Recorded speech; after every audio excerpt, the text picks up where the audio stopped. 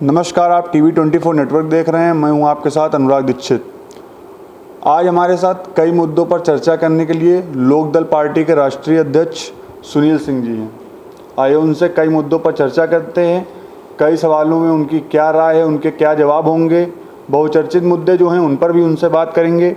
Sir, बहुत स्वागत है आपका। नमस्कार, धन्यवाद। सर, पहला सवाल जी। बहुचर्चित मुद्दा जो है आज का, जी 69,000 शिक्षक भर्ती आरक्षण घोटाले मामले में क्या कहेंगे आप? कोर्ट के आदेश के अनुरूप भी उनको नियुक्ति नहीं मिल रही, न्याय नहीं मिल रहा, लगातार उनका प्रदर्शन जारी है। देखिए, न्यायालय के आदेश को मानना तो एक संवैधानिक प्रक्रिया है और जहाँ तक है शिक्षकों को भर्ती मामला है तो शिक्षक जब तक स्कूल्स में उपलब्ध नहीं होंगे तब तक हमारी प्राथमिक शिक्षा पूरी की तरह बर्बाद रहेगी।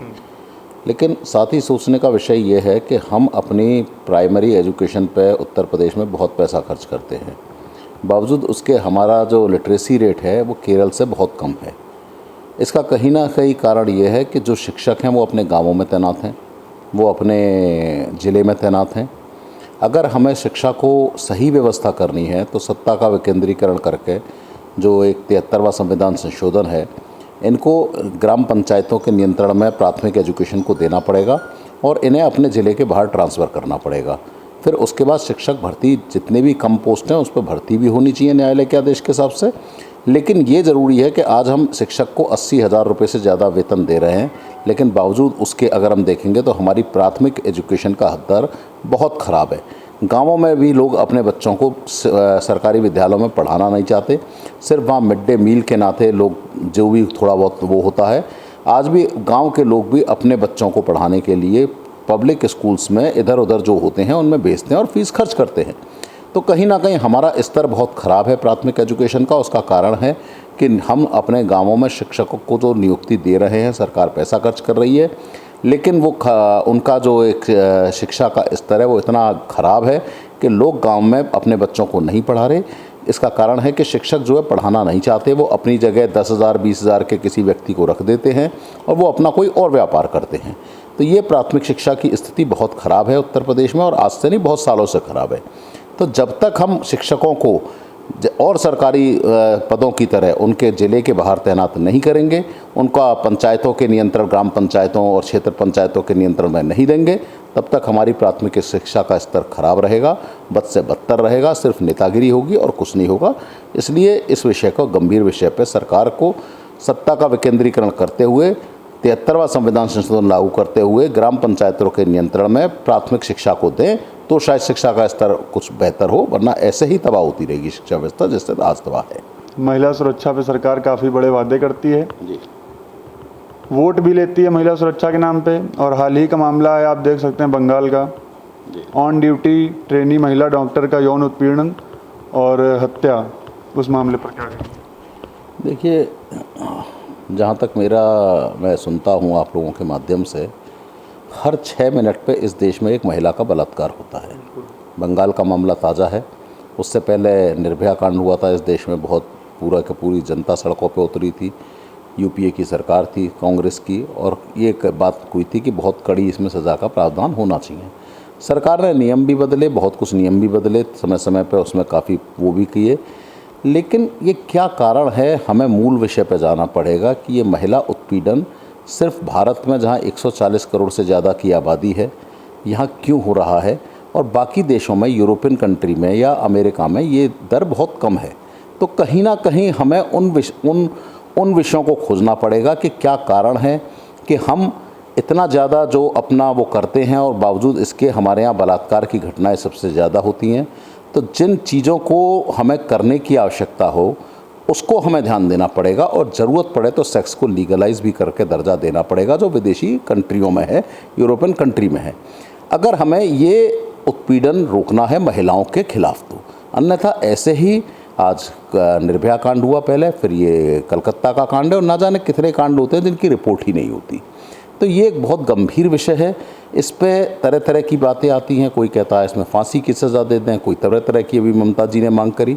बड़ा ही अटपटा सवाल है, फांसी की सज़ा का बात समय समय पर उठती है, लेकिन अगर आप महिला में बलात्कार के विषय पर फांसी देंगे तो फिर हत्या के केस में क्या देंगे?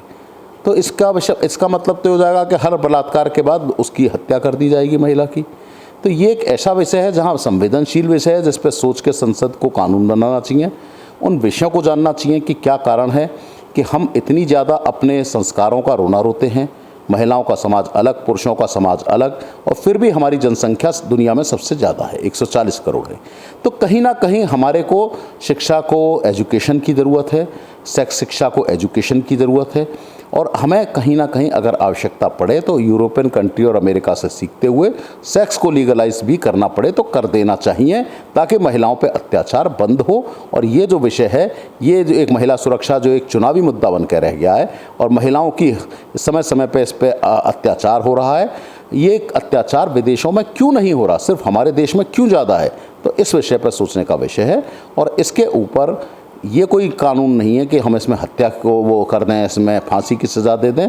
तो ये तो एक बड़े ही बेतुकी बात है। इसमें विषय ये है कि क्यों विदेशों में नहीं हो रहा और क्यों हमारे यहाँ हो रहा है। तो हम उस तथ्य को जानते हुए कानून बनाएं तो शायद ये रुकेगा, अन्यथा किसी की भी सरकार रहेगी, कोई भी सरकार रहेगी, ये रुकने वाला नहीं है। सख्त कानूनों की कमी है। कानून बहुत सख्त हैं, लेकिन कानून का अनुपालन नहीं हो पा रहा। डिलेड जस्टिस है, जस्टिस बहुत ज़्यादा डिलेड है। तरह तरह कारण हो सकते हैं, उनके अपने कारण हो सकते हैं। फास्ट ट्रैक कोर्ट्स की ज़रूरत है।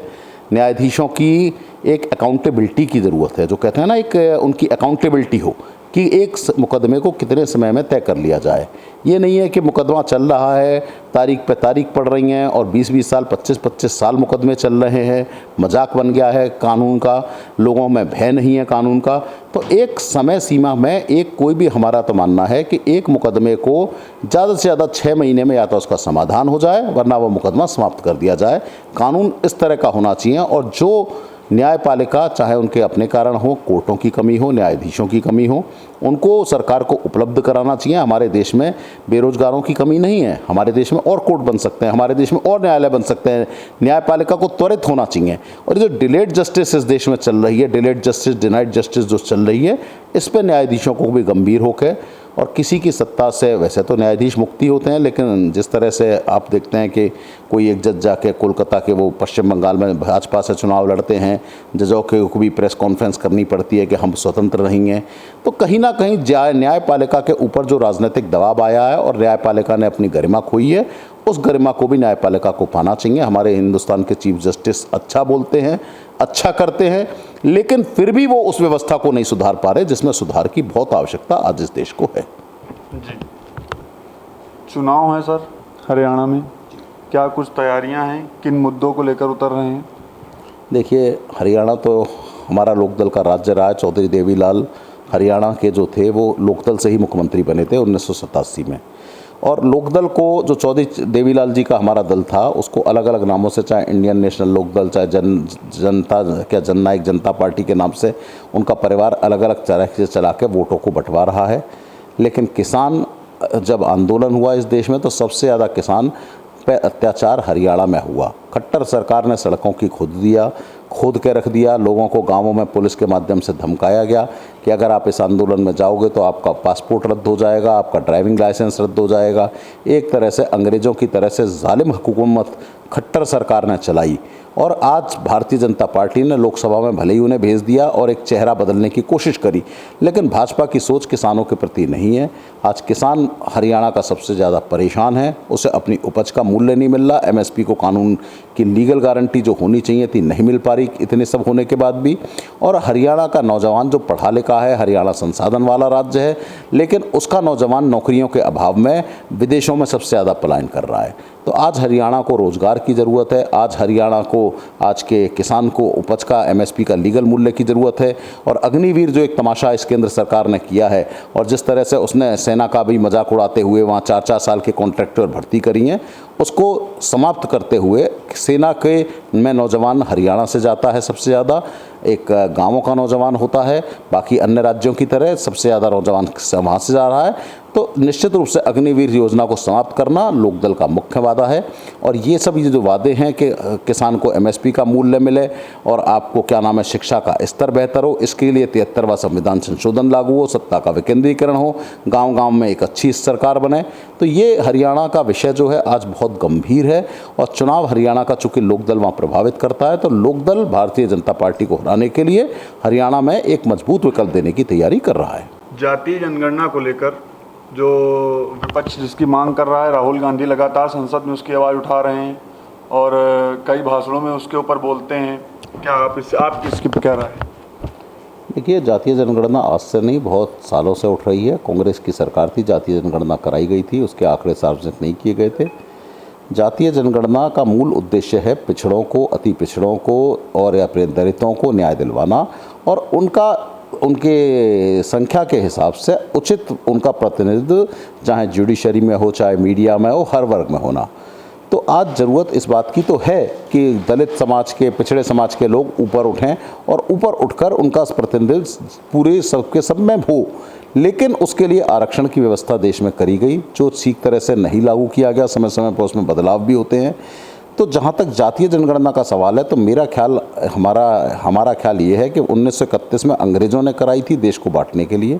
उस समय कबीलों में देश को बांटने के लिए एक कबीली सरकार चलती थी और अंग्रेज़ों का मत था कि बांटो, डिवाइड एंड रूल। उसके बाद में कांग्रेस सरकार ने कराई थी जातीय जनगणना से। अगर देश में कहीं आपस में जातियों में मनमुटाव होता है, अगर जातियों में वैमनस्यता बढ़ती है, समाज में वैमनस्यता बढ़ती है, तो ऐसा काम नहीं करवाना चाहिए। यहाँ कांग्रेस शायद क्या चाह रही है, उसका उद्देश्य कुछ और है और करना कुछ और चाह रही है।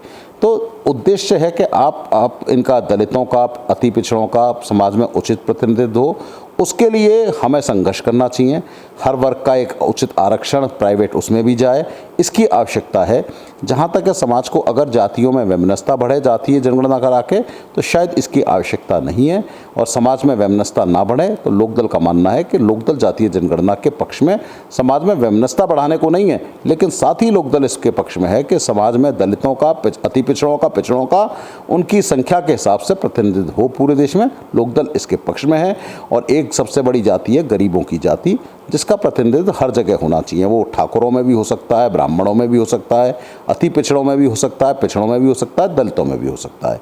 तो समाज को आर्थिक आधार पे एक जो आरक्षण है उसको मजबूत करने की ज़्यादा ज़रूरत है। जातीय जनगणना ठीक है, एक अच्छी बात हो सकती है, लेकिन इससे कहीं वैमनस्यता बढ़ेगी तो इससे अच्छे नतीजे नहीं आएंगे। इसलिए इसकी आवश्यकता इस देश में नहीं है। इस देश को साथ चल के, एक साथ बढ़ के आगे बढ़ने की ज़रूरत है और इसमें समाज को बांटने की नहीं, समाज को जोड़ने की ज़रूरत है। तो इसके पक्ष में लोकदल समाज को जोड़ने के साथ है। जिनसे हमने काफ़ी मुद्दों पर चर्चा की, सेक्स एजुकेशन, महिला सुरक्षा, किसानों को लेकर क्या उनकी राय है, क्या उनकी पार्टी की तैयारियां हैं चुनाव को लेकर। धन्यवाद।